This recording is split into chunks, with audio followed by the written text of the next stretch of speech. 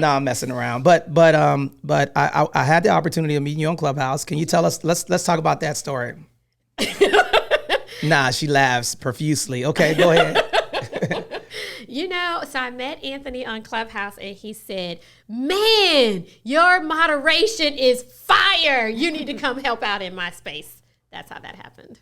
So I heard her speaking in the room, and what happened was I interconnected. We started talking about real estate. We had a day to where we were talking about you becoming a real estate investor, right? So we went through a couple of things, and then we just interconnected, and she started modding the rooms for me, okay? With me, rather, not for us. And then that transitioned into this relationship. So I think, listen intently when you guys are networking and building with people, so you get in a position to learn from that person to see how you can be in complementary to whatever they're doing. Now, Dr. Ashley.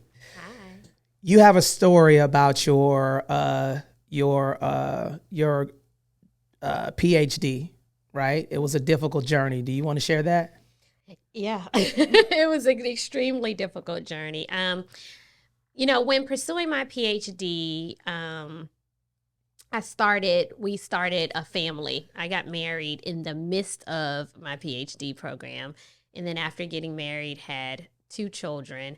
The first child gave me major health complications, put me on medical bed rest for 10 weeks, hospitalized me for 5 days, 4.5 days. And so I had to medically withdraw. I had to go through a lot of challenges and hiccups, change of departments, change of advisors, change of full committees. They made me redo my topic 3 different times. And for anyone who's in academia, every time you redo a topic, you add a year of coursework to your schedule.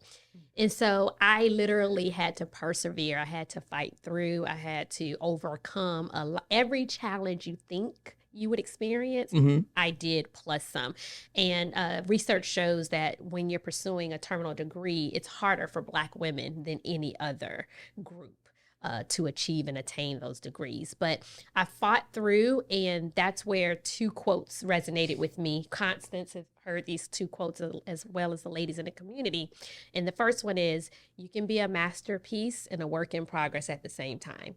And that told me, Ashley, you're worthy, you're deserving, you have value to give, you're going to earn this degree, but you still have to overcome the challenges. Are you getting emotional? Persevere. Are you getting emotional? Oh my God, man. What is going on, man? I saw the chin. I saw Connie over there. The chin was shaking like,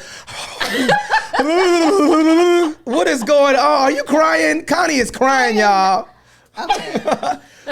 Why? Why do you tell us what you feel? I want to know what you feel right now. Well, the thing about it is that it's, what Ashley has to say is absolutely right. And I think we all go through it.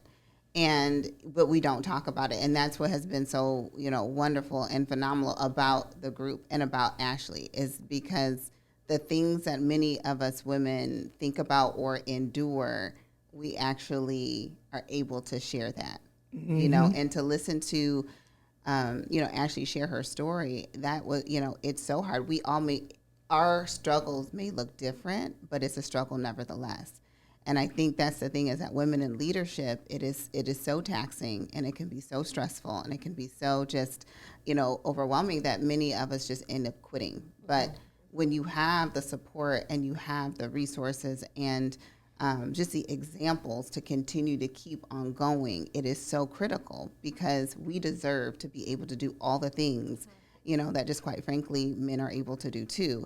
And it comes down to sometimes having to make those choices. And so just listening to you, I'm just like, I feel it, because I know as well. Yeah. Like, it's a thing. And so, the beautiful outcome is to see, okay, you know what, if she can do it, so can I.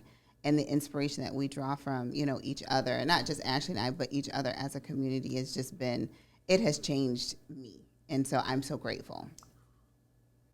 Now y'all see all of these snuggly tears going on, Care Bear stare, I'm serious. I love it. When, last night we had our weekly session with the ladies, and, I tell them to focus in, right? And so what are you prioritizing for yourself? How do you want to end the year strong? But most importantly, how do you want to begin the year stronger? And what does that look like? You have to be intentional.